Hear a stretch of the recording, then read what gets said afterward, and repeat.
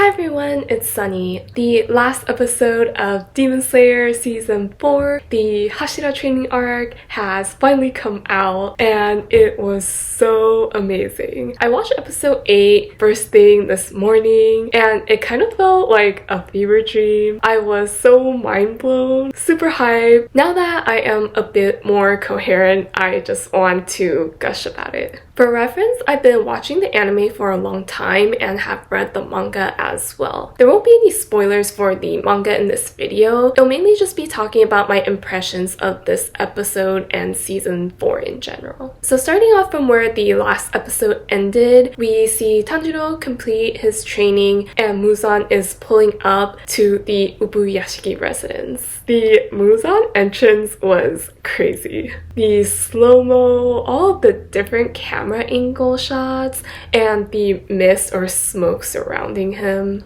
Like Muzan is crossing the threshold to ignite the events leading up to the final battles. This entrance is definitely very dramatic, but it was still really cool the way they animated it, and it really enhances the atmosphere of the scene. After Muzan's arrival, I really like the way Ubuyashiki and his conversation plays out and progresses. In the beginning, it seems that Muzan has the upper hand. He's found Ubuyashiki, who is on his deathbed with none of the Hashira or the Demon Slayers guarding him. He's unable to escape, and Muzan listens to the story of how these two are related and that Ubuyashiki's family has been cursed for generations because of Muzan's sins, and Muzan doesn't feel anything from this emotional appeal and reveal of their familial connection. And it's amazing how Ubuyashiki maintains his composure, not only during this conversation,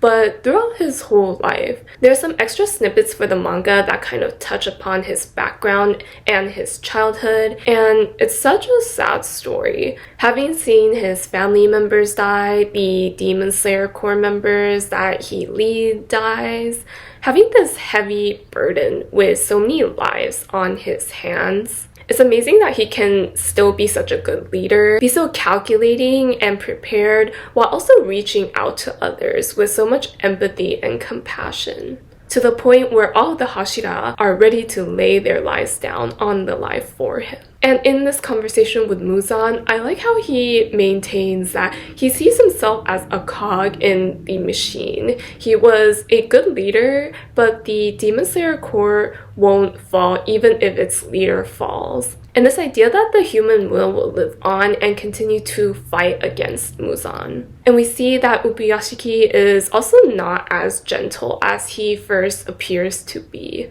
He is really firm and has this intense desire and this single-minded conviction and commitment to the cause to defeat Muzan. And this desire to crush Muzan is hidden beneath his gentle mask, and is something that Muzan himself doesn't even detect when they first meet. I really like the symbolism of the tiger and the dragon as Ubuyashiki and Amane, and as Tanjiro and Nezuko, and also representing the wills of the Hashira and the Demon Slayer Corps members. The tiger and the dragon has been a long-time symbol in Japan and also in Eastern Asia as kind of balancing forces in the universe, with the tiger symbolizing yin and the earth, and the dragon symbolizing yang and the heavens. Together, the tiger and the dragon fight each other, but also balance each other out to bring about peace in the universe. And I even have a dragon and tiger sweatshirt.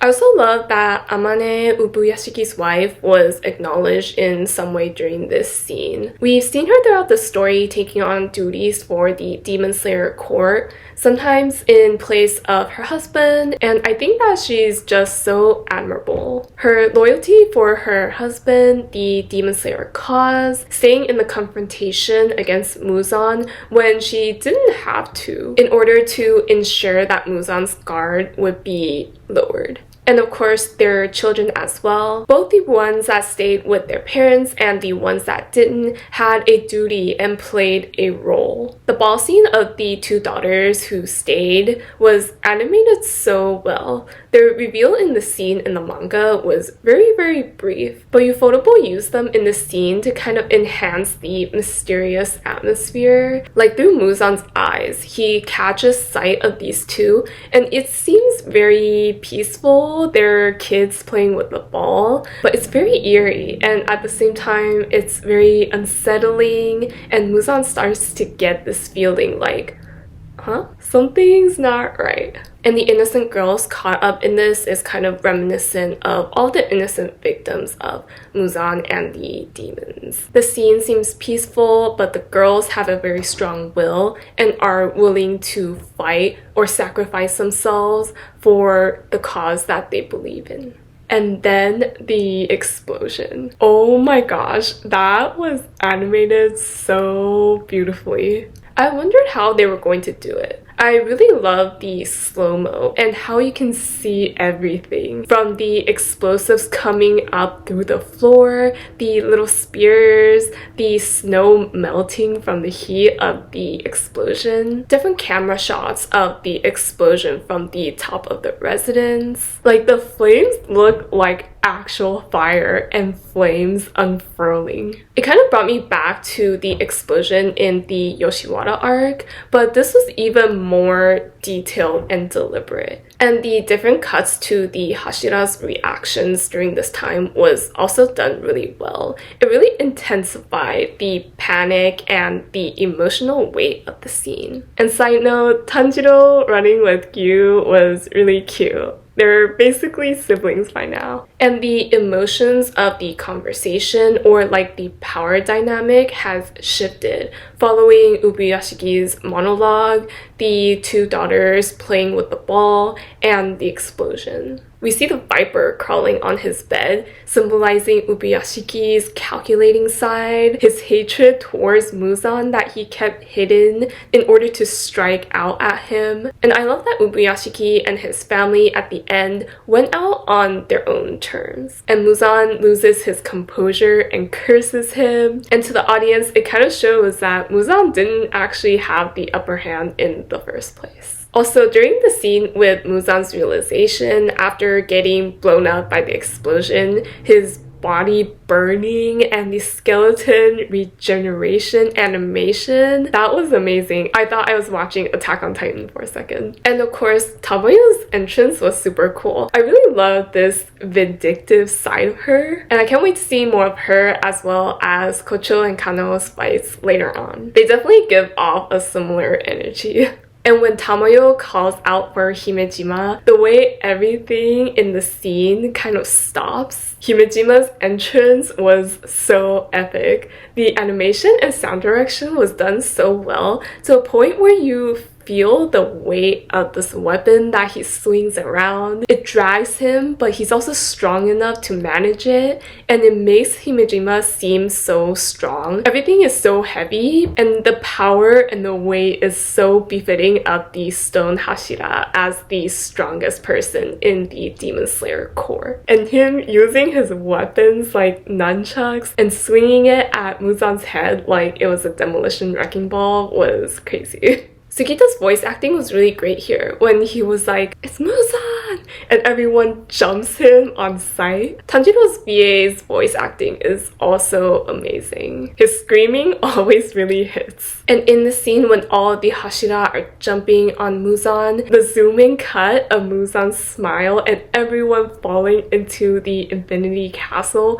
was done so well. It kind of reminded me of like the sinister vibes that Gyutaro gave off in the Yoshiwara arc. And oh my gosh, Genya, get out of there!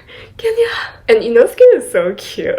Does he ever get to eat that shrimp? I don't remember. And everyone's shots in the Infinity Castle, like Zenitsu is locked in. His shot was super epic. And not Muzan and Tanjiro just screaming at each other. Muzan's like, "Come find me if you can! Try it! And he's like screaming this as he's closing all the doors in between him and Tanjiro.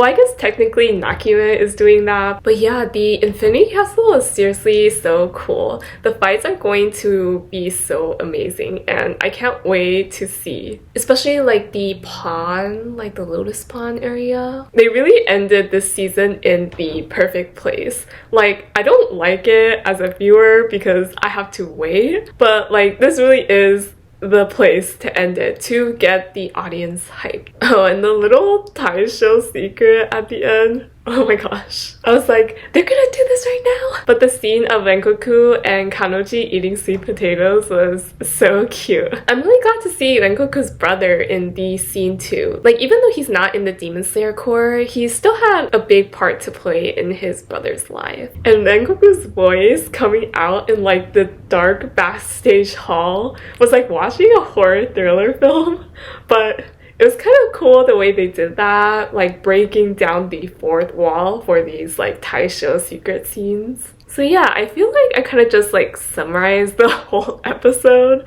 but for those of you who are as hyped as I am, hopefully my yapping was justified. 3 movies. I kind of wanted new seasons just so that I don't have to wait for so long. I mean, each episode is basically a movie already, but I'm sure these fights are going to be epic and I can definitely see them being movies. From a marketing and sales perspective, movies are definitely the way to go. Typically, the issue with turning an anime arc into a movie is the pacing. There may be a lot of deleted scenes, the movie may not show enough context, but honestly I'm not too worried about Demon Slayer. I think Ufotable has always done a really good job adapting and pacing this show. They're very passionate about putting their all into the series and have really brought the source material to life. Like the Mugen Train movie was done really well. And when I think to the final arc in the manga when I read it, 3 movies sounds about right. So I definitely think I can put my trust in the studio. But yeah, overall, I really enjoyed this season. I'm really happy that they extended this arc a bit and we got to see a bit more of the Hashira. I particularly like that they added extra scenes for Uzui as well as for the Sanemi, Obanai, Muichiro fight and action scenes. I enjoyed the development of Giyu and Tanjiro's relationship, with Genya and Tanjiro, Himejima's story, and just seeing Inosuke and Zenitsu again. I really enjoyed the Swordsmith Village arc, but I definitely miss the trio's antics. The studio did a really great job expanding on the manga, but not overdoing it. It kind of feels like it could have been a part of the manga, and it doesn't feel like filler. They didn't drag it on and it was paced fairly well. The manga kind of just felt like snap and then final art. Honestly, I would have been okay with a little bit more filler too, considering that this is the last time that we'll see them like this. I read the manga a long time ago, so I don't remember all of the details, but it was great to see this arc's expansion and get a taste of the start of the final arc. The way that the studio is animating this and bringing the final fights to life is so exciting. The animation, the music, the sound effects, everything just elevates the entire experience. And in the anime, I find myself getting hyped or emotional over parts of the manga where I kind of just like read over relatively quickly because there weren't that many detailed panels. And I think it's really a testament to the hard work of the animators and everyone who worked on this anime. They really poured everything into this series and its popularity is definitely well deserved. But anyway, I will just be watching and rewatching the anime and eagerly awaiting the movie release. So that's all for today. Thank you so much for watching and hope to see you in the next one. Bye!